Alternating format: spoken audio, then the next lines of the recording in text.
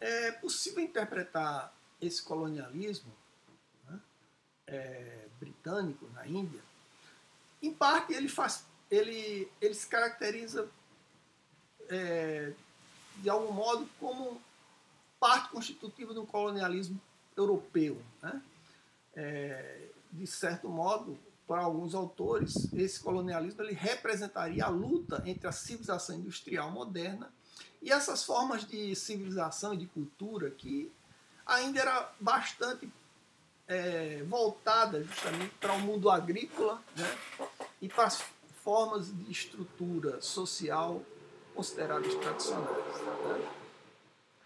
Né? No entanto, esse colonialismo britânico, ele, além de ter esse perfil mais genérico, né, ele tem certas especificidades. Uma autora, né, uma historiadora francesa, Marie Foucard, né, ela vai definir mais ou menos dessa forma a natureza e uma certa especificidade desse colonialismo. Ela diz assim, embora a Grã-Bretanha tenha sido tão ávida, né, quanto outras potências coloniais e até mais, porque excelentemente organizada, seu papel não se reduziu a pilhagem estéril. Os ingleses foram dos raros colonizadores que também levavam aos seus súditos as vantagens de sua administração e de sua civilização. Então, essa citação aqui, ela mostra justamente a complexidade dessa experiência colonial. Né? Não é uma experiência simplesmente de pilhagem, né? de retirar as riquezas, né? dos colonizados. Né? Ela teve um desdobramento muito mais complexo, né? E muito mais anuançado do que muitas interpretações, às vezes, admitem. Né? Bem, então, eu gostaria assim, de dividir esse nosso estudo do colonialismo, da experiência colonial britânica na Índia, em pelo menos dois momentos. Né? Dois momentos aqui. Um momento que é marcado justamente pela administração colonial que é feita pela chamada Companhia Inglesa das Índias Orientais. Né? Então, a gente vai ver que durante um período é a companhia, né, que vai realizar a administração e ter todo um trabalho como agente, né, colonial, né, na Índia, né, na região da Índia. E, num outro momento, a partir, sobretudo, de 1857, é que a gente vai ter a própria coroa, a coroa britânica, o Estado britânico, assumindo as funções coloniais. Né? Então, a Índia, no primeiro momento, a companhia, que é uma entidade privada, claro que com certo gerenciamento por parte do poder público, mas ela tinha um conteúdo mais privado, e no outro momento, quando o próprio Estado britânico ele assume essas funções. Então, nessa primeira fase, aí, que vai por volta de 1757 até 1857, ou seja, 100 anos aí, a gente vai ter justamente a companhia à frente dos negócios, vamos dizer assim, coloniais. Os britânicos eles já estavam aqui, eles chegaram aqui na Índia, né, já no século XVII, por volta de 1650 por aí. Mas é a partir de 1757 que esses agentes eles começam a se fixar mais dentro desse território. Né? A gente sabe que nesse contexto estava havendo uma grande rivalidade entre os negócios britânicos, né, entre os interesses do Estado britânico e os interesses franceses, né, que era outra potência em ascensão aí nesse momento. Bem, então, o que vai acontecer nesse momento? A companhia ela vem com alguns de seus membros, né, justamente realizando uma série de trabalhos, né, de natureza comercial. Né? Ela estabelece relações com alguns enclaves, né, algumas cidades da Índia, né, e a partir dessas relações, ela estabelece um comércio, né, um comércio prioritário aí sobre essas localidades. Então a gente vai ter aí durante boa parte desse final do século XVIII, né, o estabelecimento desses enclaves que são dispersos dentro do território indiano, né. Eles vão ficar localizados justamente dos dois lados do chamado Deccan, que é uma região mais no centro do subcontinente, né, indiano, sobretudo nas cidades aí, na cidade de Madras e Bombaim, né? E também na região mais ao norte, né, na região de Bengala, né? Nessa região, né, de Bengala, onde a companhia vai começar a ter, vamos dizer assim, vai se fixar, né, e vai começar a desenvolver toda uma atividade, um negócio, né, bastante lucrativo, né? Esse negócio gira em torno de alguns produtos, como o sal, o ópio e uma noz que é de uma palmeira, né, uma areca, né? Além desses produtos, né, produtos agrícolas e extrativistas, né, esse comércio ele era muito forte nas chamadas mercadorias de luxo, né, nos tecidos indianos, que eram considerados tecidos de grande qualidade, né, e que era bastante, vamos dizer assim, tinha uma clientela europeia, sobretudo inglesa, né, que comprava esses tecidos. Então, a companhia ela vai se dar justamente sob o domínio desse comércio nessas regiões aí que eu já mencionei. Só que a partir do final já do século XVIII, né, sobretudo com a questão da expansão francesa na região, a companhia começa a temer justamente perder essas áreas de influência para os franceses. E ela começa justamente a organizar um exército e começar a expandir os seus domínios territoriais para além dessas regiões já estabelecidas, né? Então ela vai compor um exército, né, formado justamente por membros, né, nativos, né, indianos, né, de vários grupos da região, né, que vão formar um exército, e esse exército vai começar justamente a disputar essas áreas territoriais e influências sobre esses territórios na Índia. É importante entender que a Índia, nessa época, não se constituía como um Estado unitário.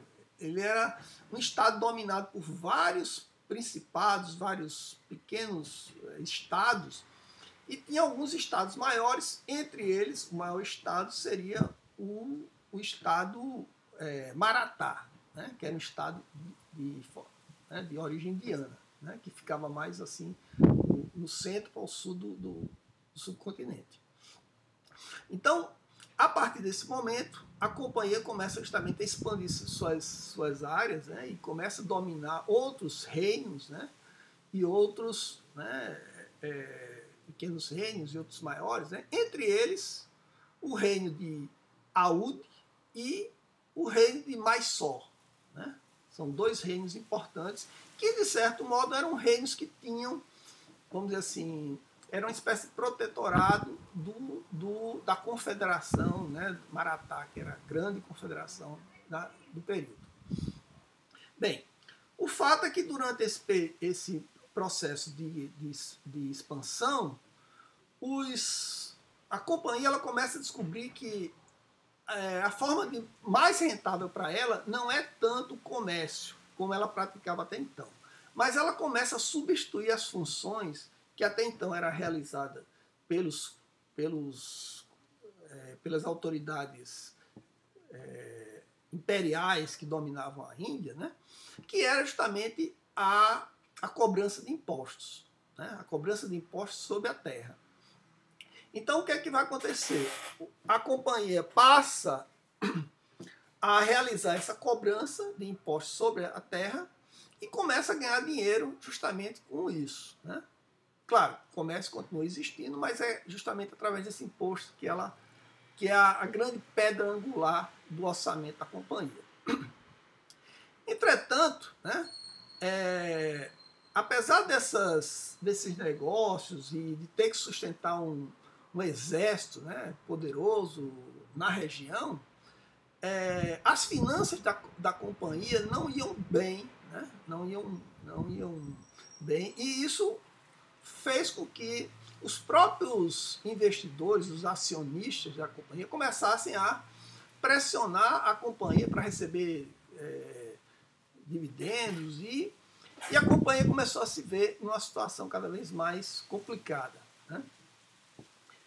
Então, nesse momento, a companhia vai começar a perder, né, o seu monopólio sobre as atividades coloniais. Ela continua à frente do gerenciamento, né, colonial, mas ela começa a perder certas atividades econômicas, né, do próprio comércio, do próprio monopólio comercial. Ou seja, começa a desaparecer aquele antigo sistema colonial que a companhia ainda estava amarrada nele até então, né? Então, a partir aí do início das primeiras décadas do século XIX, começa a surgir um novo momento em que a companhia continua ainda na administração, só que ela começa a mudar a sua política, né, de ação colonial, né, aí, nesse momento. Um historiador francês, Jacques Pochet-Dapas, que acho que é a origem grega, né, ele vai definir o seguinte, ele vai mostrar como esse contexto aí das primeiras décadas do século XIX, ele era diferente do período anterior que a companhia estava, né, administrando, né? Ele vai dizer assim, que no universo comercial do antigo regime, era estranho a modernização tecnológica, a produção de massa, né, as práticas concorrenciais da era industrial, no qual a metrópole estava bastante envolvida. Ou seja, a partir aí do início do século XX, sobretudo quando a Inglaterra se torna de fato uma nação industrial, né, a primeira, cada vez mais as pressões que vêm do mercado inglês é no sentido de quê? De que quebre os monopólios, que favoreça o desenvolvimento desses comércios, né, desses produtos industriais, e aquele sistema que é praticado pela companhia, ele começa a ficar como se fosse um sistema atrasado, vamos dizer assim. Então, um dos elementos também que vai ser importante nesse contexto aí é que em 1818 a companhia ela consegue justamente finalmente dominar a Confederação dos Marathás, né? Então, praticamente, né, o governo britânico se estende em boa parte do continente, do subcontinente indiano. Então ele não tem mais nenhum rival internamente que coloque em questão o seu domínio. Bem, então nesse contexto aí de mudança, a gente vai ter um aumento justamente na estrutura, uma modificação na estrutura colonial, né, para tornar essa economia uma economia estruturalmente dependente desse sistema industrial em ascensão aí, né? Então, a economia colonial ela vai ser voltada exclusivamente a fornecer matérias-primas para a indústria metropolitana em plena expansão e mercado não protegido, né, para os produtos desta indústria. Bem, o que vai acontecer é que nesse período aí que vai até por volta do final de 1850, o intercâmbio exterior do subcontinente indiano com a Grã-Bretanha, ela vai quadruplicar, né, o volume de negócio. Então, e aí vai entrar dois elementos novos que não estavam presentes até então, que vai ter um papel importante justamente nessa mudança dentro da Índia. que são dois movimentos que têm um caráter reformador da sociedade e da economia indiana. O primeiro, né, vem através do avanço, né, das missões religiosas, das missões, sobretudo, né, do movimento evangélico, do movimento mais fundamentalista e radical, né, que eclode aí nesse momento.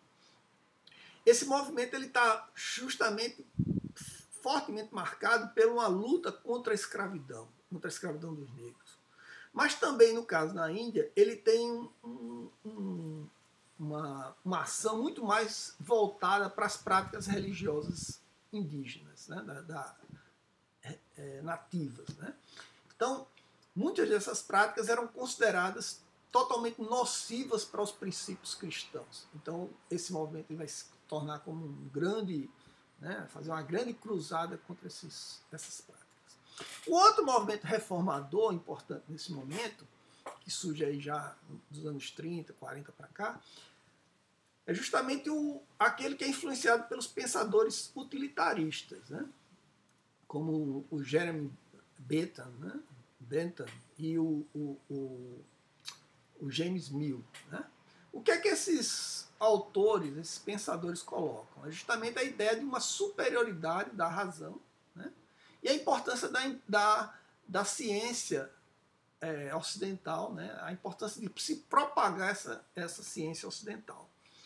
Então, essa região colonial, ela vai ser uma espécie de laboratório justamente para essas novas, para esse reformismo, né, militante que vai começar a ter força, né, aí nesse contexto. E esses reformadores, eles vão ter várias ações no plano das reformas sociais. Uma dessas ações é justamente a luta pela proibição de rituais, né, que eram praticados pelos indianos. Um desses rituais era o sati. O que era esse ritual? Era um ritual de autoimolação das viúvas, né, das altas castas. Então, quando o marido morria, falecia, era uma prática, era um ritual comum que a viúva ela fosse sacrificada, né, numa pira, né, e funerária, com o marido morto, com o corpo do marido morto. Então, essa é a prática que os reformadores vão contestar. Outra prática também que eles vão ter forte contestação, né, é justamente a prática do infanticídio das meninas, que também era uma prática comum, né, prática que existia lá. Além disso, além dessas práticas, além desses questionamentos, né, dessas oposições, essas práticas religiosas nativas, né, havia um grande interesse de começar a substituir a língua dominante, pelo menos a língua das autoridades, a língua administrativa, que até então era o persa, justamente pelo domínio dos não dos persas, né,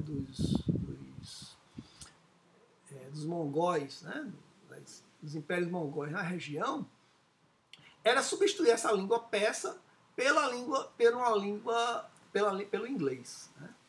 E isso vai justamente mobilizar a questão da mudança na área da educação. Né? Havia a ideia de que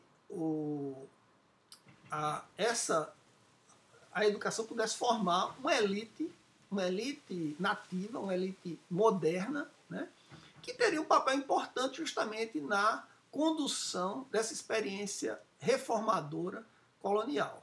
Né. Aí, novamente, o Ferguson ele vai justamente falar um pouco sobre isso. Né. Ele diz assim: apesar dos próprios britânicos terem dúvidas quanto a oferecer educação ocidental aos nativos, muitos indianos, especialmente os bengali, né, de castas altas, foram rápidos em perceber os benefícios de falar a língua e entender a cultura dos seus senhores. Então, a gente vai ter aí justamente uma mobilização por parte dessa elite bengali, né, no sentido de começar a incorporar essas modernidades vindas pelos colonizadores. Uma delas é justamente a criação da faculdade hindu, na cidade de Calcutá, em 1817. E essa faculdade, que era, né, proposta aí pelos bengali, ela era uma faculdade que deveria oferecer educação ocidental através de cursos, né, de história europeia, literatura e ciências naturais. Né?